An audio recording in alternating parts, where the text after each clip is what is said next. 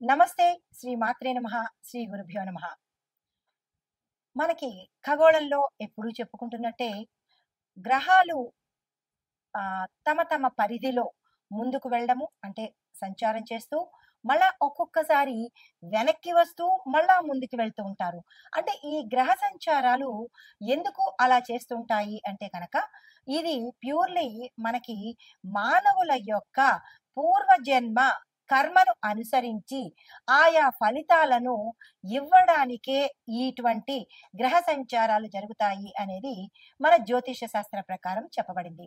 అయితే ఈ ఒక్కొక్క గ్రహము ప్రతి మనిషి మీద తనదైన కర్మ ప్రభావాన్ని మనుషుల యొక్క ఆహ్, అంటే పూర్వకర్మలను అనుసరించి ఏ ఫలితాన్ని, ఏ సమయానికి, ఏ స్థానం నుంచి అంటే మనకి జ్యోతిష శాస్త్రంలో 12 స్థానాలుంటాయి. ఈ 12 స్థానాల్లో ఆ జీవి యొక్క అంటే ఆ మనిషి యొక్క పాపాలను కానీ, కర్మలను కానీ, పుణ్యాలను కానీ వాటిని అంటే పితృదోషాలు కావచ్చు, లేదా కర్మలు కావచ్చు, మనిషి చేసిన ఆహ్, పూర్వజన్మవి, ఈ జన్మవి కలిపి వాటిని అనుభవింప చెయ్యడం కోసము ఈ గ్రహాల యొక్క సంచారం జరుగుతుంటుంది.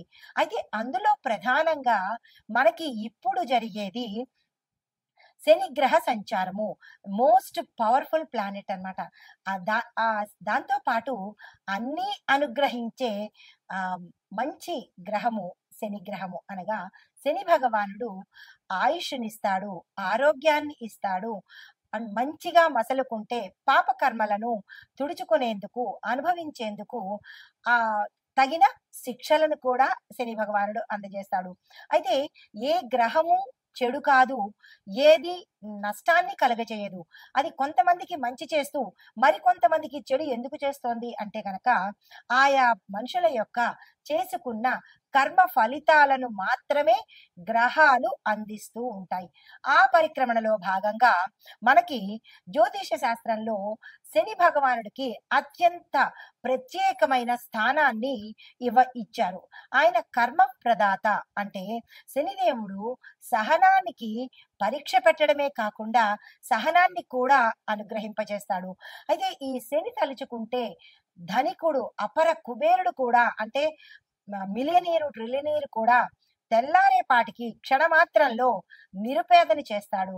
అలాగే పూటకు గతిలేని నిరుపేదను కూడా తక్షణం మాత్రాన్నే ధనికుణ్ణి చేసే శక్తి శని భగవానుడికి ఉందన్నమాట. అందుకే అందరూ శని అంటే భయపడతారు. భయం కాదు, భక్తితో ఉండాలి. చాలా శక్తివంతమైన గ్రహము. అయితే ఆయన ఏమని శపథం చేస్తున్నాడు? ఈ మే నెలలో తన సంచారము అంటే మార్చి 29న శని భగవానుడి యొక్క సంచారము మనకి ఆహ్, మేషం నుంచి మొదలైంది. అయితే ఇప్పుడు మరలా వెనక్కి వెళ్ళి తిరిగి మళ్ళా తిరోగమన దశలో 138 రోజుల పాటు గ్రహాల అంటే కొంతమందికి అంటే కొన్ని రాసుల వాళ్లకు చుక్కలు చూపిస్తాను అని శపథం చేసి మరి వస్తున్నాడు. ఎందుకు అలా అంటున్నాడు?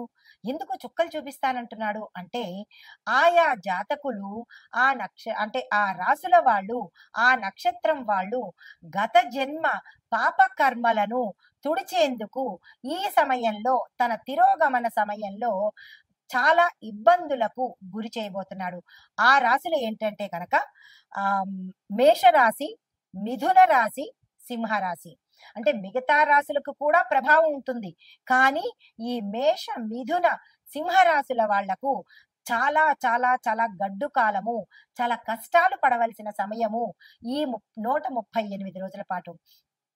అయితే క్లుప్తంగా చెబుతాను మేషరాశి వారికి, మిథున రాశి వారికి, సింహరాశి వాళ్ళకి. మరలా నేను చాలా ఏ రంగాల వాళ్లకు ఎలా ఉండబోతోంది అని చాలా వివరంగా మీకు తెలియపరుస్తాను. అయితే ముందుగా మేషరాశి వారికి ఈ శని తిరోగమన సంచారం వల్ల జాతకులకు విపరీతమైన కష్టాలను ఇవ్వబోతున్నాడు.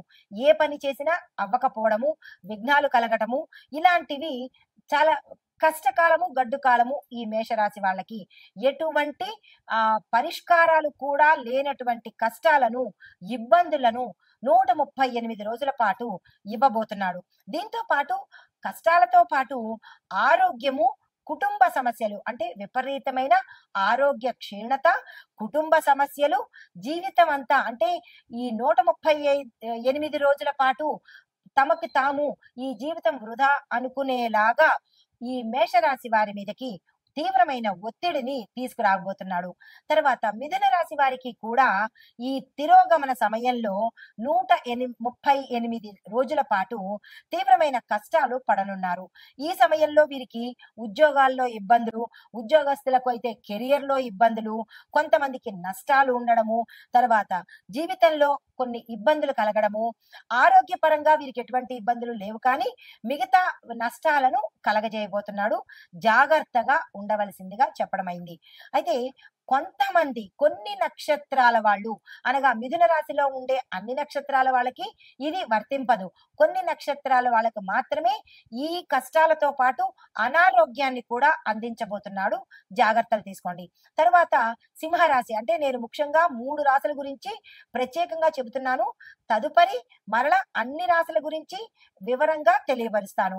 అయితే సింహరాశి వాళ్ళకి ఈ శని తిరోగమనం వల్ల 138 రోజులు నష్టాలను, ఆస్తి నష్టాలు, ఆరోగ్య నష్టాలు, ఉద్యోగ నష్టాలు, తీవ్రమైన సమస్యలు, ఎక్కువగా ఇబ్బందులు పెట్టేటట్టుగా ఈ అంటే ఏ పని చేసేదానికి ముందుకెళ్లకుండా ఇంకా ఒకటని కాదు, రెండని కాదు, తీవ్రమైన కష్టాలను ఈ 3 రాశుల వాళ్ళు ఎక్కువగా 138 రోజుల పాటు అనుభవించే దిశగా శని భగవానుడు ఛాలెంజ్ చేసి మరీ వస్తున్నాడు. దానికి తగ్గ పరిహారాలు, సూచనలు నేను చెప్తాను. మీరు భయపడకండి. ధైర్యంగా ఉండండి. మంచి కర్మలను చేసుకుంటే శని భగవాన్ నుండి ప్రసన్నం చేసుకోవడం చాలా సులువు.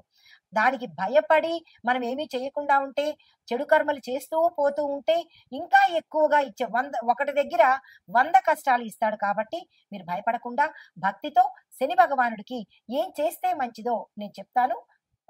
ఆ ప్రకారంగా చేసుకునే ప్రయత్నం చేసుకోండి. అయితే ఈ శని భగవానుడు 138 రోజులు తన తిరోగమన సంచారంలో ఒక మనుషులకే కాదు చాలా రకాల వ్యవస్థల మీద తనదైన ప్రతాపాన్ని చూపిస్తున్నాడు. అయితే ముందుగా ఆర్థిక విభాగంలో ఎలాంటి ప్రభావము, ఆర్థిక విభాగం అనగా ఎకానమీ విషయంలో శని తిరోగమనము ధనభావంలో అనగా 2వ స్థానంలోను అంటే 2వ స్థానంలో ధనభాగం అంటే లాభాన్ని ఇస్తున్నాడు. తర్వాత 11వ భావంలో కూడా మంచి లాభాలను ఇవ్వబోతున్నాడు. అయితే ఈ దీనిలో భాగంగా కూడా కొంత ప్రతికూలతను అంటే మంచి ధనము, లాభము ఇస్తూ కూడా కొంత ప్రతికూలతను కలగజేస్తున్నాడు. దీని యొక్క ప్రభావము ఆర్థిక విభాగం మీద ఎలా ఉండబోతోందంటే స్టాక్ మార్కెట్ లో తీవ్రమైన ఒడిదుడుకులు అంటే బిఎస్సి, ఎన్ఎస్సిలలో అస్థిరత ఉంటుంది, స్థిరత్వం ఉండదు. అటు ఇటుగా కదులుతూ ఉండడము, ఒకసారి ఎక్కువ ఒకసారి తక్కువ, అనిశ్చిత, అస్థిరత రెండు కలుగుతున్నాయి. అయితే విదేశీ పెట్టుబడులు ఎఫ్డిఐ క్షీణత చెందుతాయి అంటే తగ్గిపోతూ ఉంటాయి. తర్వాత రూపాయి విలువ డాలర్తో పోలిస్తే పడిపోయే అవకాశం కూడా ఈ 138 రోజుల్లో చాలా ప్రస్ఫుటంగా కనబడుతోంది. అయితే బడ్జెట్ లో వ్యయం ఎక్కువ అవుతుంటాయి అంటే ఎక్కువగా ఖర్చులు అయ్యే అవకాశము, ఆదాయము తక్కువ అయ్యే అవకాశము. అంటే మనుషులకే కాదు ఈ శని ప్రభావము దేశం మీద అన్ని రంగాల మీద పడబోతుంది అనమాట. అయితే దేశం మీద ఇలాంటివి పడబోతున్నాయి. దీంతో పాటు ప్రభుత్వానికి అప్పు భారము ఎక్కువైపోయే అవకాశం కనబడుతోంది. గోల్డ్, రియల్ ఎస్టేట్ మార్కెట్ లో కాస్త పెరుగుదల ఎక్కువ ఉండడంతో పాటు ద్రవ్యోల్బణ భయం కూడా ఈ సమయంలో కలగబోతోంది. అయితే బ్యాంకింగ్ రంగంలో కొన్ని మార్పులు, చిన్న చిన్న బ్యాంకులు విలీనం అయిపోతాయి అంటే చిన్న చిన్న బ్యాంకులన్నీ మర్జ్ అయిపోతాయి అన్నమాట, కలిసిపోతుంటాయి. అయితే దీనికి మనం సూచన ఏం చేసుకోవాలి అంటే కనుక ప్రభుత్వానికి విత్త వ్యవహారాలు అంటే డబ్బుతో కూడినటువంటి వ్యవహారాలు చాలా చేయవలసిన అవసరం ఈ సమయంలో ఉంది. నూతన పెట్టుబడుల మీద ప్రత్యేకమైన దృష్టి ప్రభుత్వం తెచ్చుకోవాలి. తర్వాత రక్షణ విభాగం మీద ఎలాంటి ప్రభావము అంటే డిఫెన్స్ అన్నమాట. దీని మూలకంగా శని తిరోగమనంలో సైనిక స్థిరత్వ భవనాలను అంటే భావాలను ప్రభావితం చేస్తుంది. అంటే సైనికులలో స్థిరత్వ భావాలను కలగజేస్తుంది. దీని యొక్క ప్రభావం ఎలా ఉండబోతోంది అంటే గనక సరిహద్దు ప్రాంతాలలో అంటే ఎల్ఓసి LAC అంటే ఈ ప్రాంతాలలో అప్రమత్తత పెరుగుతుంది. అంటే ఆ ప్రాంతాలు చాలా అలర్ట్ అవుతాయన్నమాట. ఇప్పటికే అలాంటివి జరిగాయి. ఇంకా జరగబోతున్నందుకు దేశం మనకి ప్రత్యామ్నాయాలు తీసుకుంటుంది. రక్షణ కూడా కల్పిస్తుంది. ప్రజలు భయపడాల్సిన పని లేదు. అయితే పాకిస్తాన్, చైనా దేశాలతో చర్చలు జరిపే అవకాశము ఎక్కువగా కనబడుతోంది. ఈ విషయం ఆల్రెడీ దీనికన్నా ముందు మనకి అర్థమైపోయింది కదా! అంటే జ్యోతిష్యము నమ్మకమైన శాస్త్రం ఇది. ఆషామాషీది కాదు. జరగబోయేది చెప్పేదే జ్యోతిష్యం అన్నమాట. దీన్ని కొంతమంది ఏంట్లే అని ట్రాష్ అని తీసేస్తుంటారు. మనకి ప్రత్యక్ష నిదర్శనాలు కనిపిస్తున్నాయి కదా! నమ్మక తప్పదు. నమ్మాలి. అయితే చిన్నిపాటి సంఘర్షణలు కూడా జరిగే అవకాశాలు గోచరిస్తున్నాయి. అయితే దేశీయ రక్షణ పరిశ్రమ అంటే మీడియా ఇనిషియేటివ్ కొన్ని బలహీనతలు బయటపడే అవకాశం కనబడుతోంది. అయితే సైనిక వ్యయాలు అంటే సైనికుల్ని మనం తెచ్చుకోవడం కోసం కొంత ఖర్చులు పెట్టవలసిన అవసరం కూడా ఈ సమయంలో కనబడుతోంది. మరి దీనికి సూచన ఏం చెయ్యాలి అంటే గనక రక్షణ రంగానికి బలమైన మద్దతును ఇవ్వాలి. వాళ్ళని బలోపేతం చెయ్యాలి. వాళ్ళని సపోర్ట్ చెయ్యాలి. సరిహద్దు ప్రాంతాల్లో ముందస్తు జాగ్రత్తలు తప్పనిసరిగా తీసుకోవాలి. అయితే ఇది రక్షణ విభాగానికి. మరి వ్యవసాయ విభాగానికి ఎలాంటి పరిణామాలు వస్తున్నాయి అంటే దీనికి మూల కారణము వృషభము, కర్కాటక స్థానాల్లో అంటే వృషభ రాశిలోను, కర్కాటక రాశిలోను శని తిరోగమనం ప్రభావము అంటే తిరోగమనం చేస్తున్నాడు అనమాట. మేషం నుంచి వృషభానికి ఇప్పుడు వస్తున్నాడు. వృషభము, కర్కాటకము మళ్ళీ ఈ రెండిట్లోంచి తిరోగమనం చేయడం వల్ల ఏమవుతోంది? దాని యొక్క ఫలితాలు వర్షపాతము అసమతుల్యతగా ఉంటుంది. అంటే కాసేపు ఎక్కువగా వర్షం రావడము, కాసేపు తగ్గిపోవడము. వర్షపాతంలో వర్షాలు పడేదానిలో కరెక్ట్ గా ఇది అని ఎదమిద్దంగా ఉండదన్నమాట. కొన్ని ప్రాంతాల్లో వర్షాలు ఎక్కువ, కొన్ని ప్రాంతాల్లో అసలు వర్షాలే ఉండవన్నమాట. అయితే ఖరీఫ్ పంటలకు ఇది మిశ్రమ ఫలితాలు ఇచ్చే సమయము. ధాన్యము, పప్పు దినుసులు కొద్దిగా ధరలు తగ్గే అవకాశం కూడా కనబడుతోంది. అయితే రైతులకు రుణభారాలు పెరిగిపోయే అవకాశం ఉంది. రైతులు చాలా జాగ్రత్తగా ఈ 138 రోజులు చాలా చాలా చాలా జాగ్రత్తగా వ్యవహరించుకోవాలి. అయితే ప్రభుత్వం మద్దతు ధరలు పెంచే ప్రయత్నం కూడా చెయ్యవచ్చు. ప్రభుత్వం కూడా ధరలు పెంచే ప్రయత్నాలు చేస్తోంది. అయినప్పటికీ నిరాశ చెందకండి. దీనికి సూచన ఏంటంటే సాగునీటి ప్రణాళికలను మనం బలోపేతం చేసుకోవాలి. దీంతో పాటు బీమా కార్యక్రమాలు అంటే ఇన్సూరెన్స్లు ఇంకా ఎక్కువగా ముందుకు తీసుకెళ్లి బలోపేతం చేసుకోవాలి. అయితే తర్వాత మనకి న్యాయ వ్యవస్థ మీద అంటే జ్యుడిషియరీ మీద ఎలాంటి ప్రభావం చూపిస్తోందంటే దీనికి మూల కారణం ఏమిటి అంటే శని తిరోగమనము న్యాయస్థానం సంబంధించిన స్థానంలో తన యొక్క ప్రభావము ఎక్కువగా చూపిస్తోంది. ఆ ప్రభావం మూలకంగా ఏం జరుగుతుంది అంటే కొన్ని కీలకమైన కేసుల తీర్పులు ఆలస్యం అవుతాయి. అంటే మోస్ట్ ఇంపార్టెంట్ కేసులు ఏవైతే ఉంటాయో ఆ కేసులు జాప్యం జరిగి డిలే అయ్యే అవకాశం కనబడుతోంది. కొన్ని సంచలన తీర్పులు హై ప్రొఫైల్ కేసెస్ ని జాతీయ చర్చకు దారితీస్తాయి. న్యాయ సంస్థల పట్ల ప్రజల నమ్మకం కొంత లోటు అంటే ప్రజలకి నమ్మకం కూడా తగ్గిపోయే ప్రమాదము ఈ సమయంలో కనబడుతోంది. సూచన అంటే దీనికి మనం ఏం చేయాలి? న్యాయ ప్రక్రియను ఫాస్ట్ గా చేయాలి. అంటే దీన్ని కొన్ని సంవత్సరాల పాటు అలా పొడిగించకుండా గతంలో అనేవాళ్ళు అట్లాంటి నానుడి ఇప్పుడు చెయ్యకుండా ఈ కేసు వచ్చిందంటే దాని పరిణామము అంటే ఆ కేసుని త్వరితగతిన క్లోజ్ చేసేటట్టుగా చేస్తేనే ప్రజలకు న్యాయ వ్యవస్థ మీద నమ్మకం పెరుగుతుంది. తరువాత ఈ నమ్మకం పెరగడం కోసం తక్షణ చర్యలు తీసుకోవాలి. తర్వాత వాతావరణం మీద ఈ శని ప్రభావం ఎలా ఉండబోతోందంటే ఈ శని తిరోగమనము వాతావరణం మీద కూడా తీవ్రమైన ప్రభావాన్ని చూపిస్తున్నాడు. అవి ఎలాంటి ప్రభావాలంటే కనుక అకస్మాత్తుగా మిడిమిడి వర్షాలు, పూర్తిగా కూడా కాదు, సగం సగం వర్షాలు, అటు ఎండ ఇటు వాన రెండు కలిపి ఉండేటట్టుగాను, పశ్చిమ మరియు తూర్పు తీరాల్లో తుఫాన్లు వచ్చే అవకాశం చాలా ఎక్కువగా కనపడుతోంది. అయితే కొన్ని చోట్ల తీవ్రమైన వడగండ్ల వానలు కూడా పడే అవకాశం కనబడుతోంది. హిమాలయ పరిసర ప్రాంతాల్లో, నార్త్ ఇండియా ప్రాంతాల్లో మంచుగడ్డలు ప్రవాహంలాగా వచ్చే అవకాశం కూడా కొన్ని చోట్ల కనబడబోతోంది. జాగ్రత్తలు తీసుకోండి. అయితే కొన్ని రాష్ట్రాల్లో ఉష్ణోగ్రతలు సాధారణ స్థాయికి మించిపోయి వస్తాయి. 44ని దాటి 50ని టచ్ చేసి 51 దాకా వెళ్ళే అవకాశాలు కూడా కొన్ని చోట్ల కనబడబోతున్నాయి. జాగ్రత్తలు తీసుకోండి. అయితే మరికొన్ని చోట్ల స్వల్ప భూకంపాలు కూడా వచ్చే స్థాయి కూడా ఇక్కడ గోచరిస్తోంది. చాలా జాగ్రత్తలు తప్పనిసరిగా ముందస్తు చర్యలు తీసుకోవాల్సిందిగా చెప్పడం జరిగింది. అయితే దీనికి సూచన ఏంటి మరి అంటే కనుక వ్యవసాయ వాతావరణ ఆధారితంగా ముందస్తు హెచ్చరికలు తప్పనిసరిగా తీసుకోండి. ఇందులో నేను చెప్పినవి ఏది అక్షరం పొల్లు పోవడం లేదు. ఎందుకు అంటే ఇది శాస్త్రపరంగా తీసుకొని చెప్పినవే తప్ప ఆషామాషిగా చెప్పిన విషయాలు ఇందులో ఒక్కటి కూడా లేదు. కాబట్టి చాలా జాగ్రత్తలు తీసుకుని దానికి తగ్గ సూచనలు చేసుకోండి. అయితే ఎక్కడికక్కడ ప్రభుత్వం కానీ ఆయా ప్రాంతాల్లో ఉండే నాయకులు కానీ హెల్ప్ డెస్కులు ఏర్పాటు చెయ్యండి. తరువాత సామాజిక రాజకీయ స్థితి ఎలా ఉండబోతోందంటే సోషియో పొలిటికల్ సిచ్యుయేషన్స్, దీనికి మూల కారణం మన శని భగవానుడే.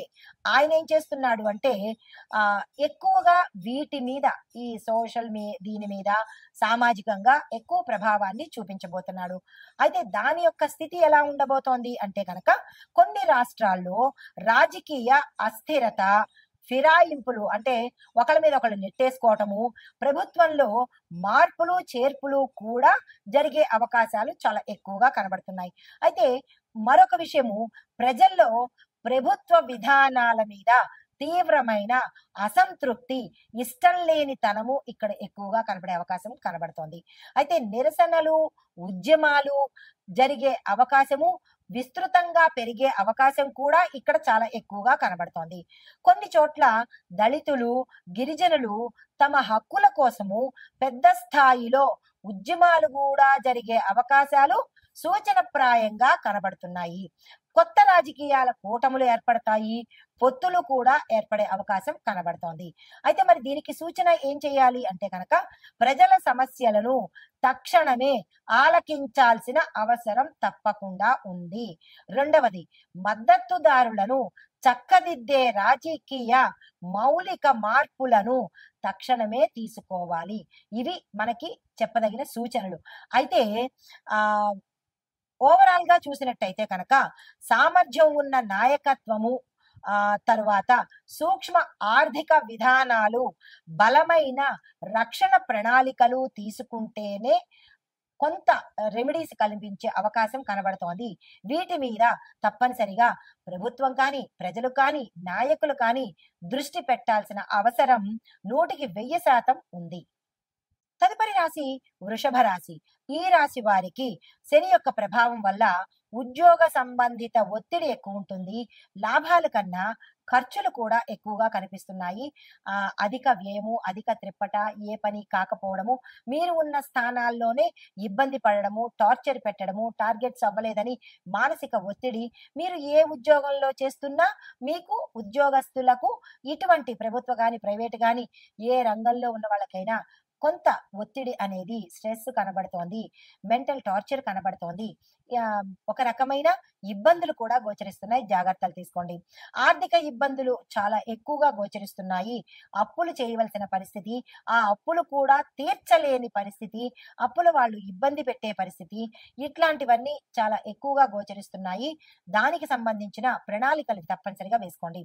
అయితే ఆరోగ్య విషయంలో చూసినట్టయితే కనుక తీవ్రమైన అనారోగ్య సూచనలు కనబడుతున్నాయి. అంటే గతంలో ఏవైనా ఉండుంటే అవి తిరగబెట్టే అవకాశం కనబడుతోంది.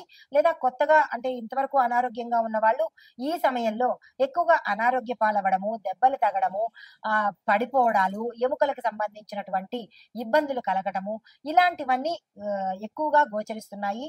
ఈ 138 రోజులు జాగ్రత్తలు తప్పనిసరిగా తీసుకోండి.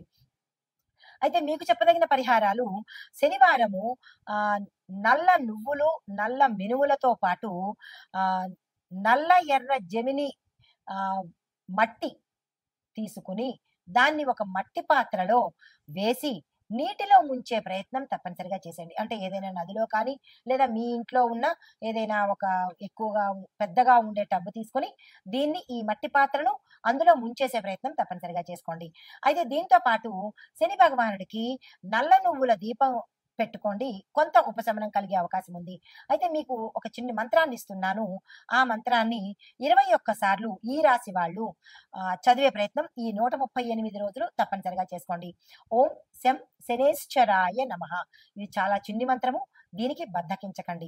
అయితే దానంగా ఏమివ్వాలి అంటే నల్లని బట్టలు, నల్లని పప్పు ధాన్యాలు, నల్లని వస్తువులు, ఇనప వస్తువుని కూడా దానంగా ఇచ్చే ప్రయత్నం చేయండి. అయితే మీకు కలిసి వచ్చే రంగులు గోధుమ రంగు, నీలి రంగు బాగా కలిసి వస్తుంది. ఈ సమయంలో ఈ రాశి వాళ్ళు ఏదైనా పని మీద వెళ్ళాలన్నా, ఏదైనా డెసిషన్స్ తీసుకోవాలన్నా సాధ్యమైనంత వరకు ఈ రంగు వస్త్రాలను ధరించే ప్రయత్నం తప్పనిసరిగా చేసుకోండి. అయితే కలిసి వచ్చే రంగులు రిపీట్.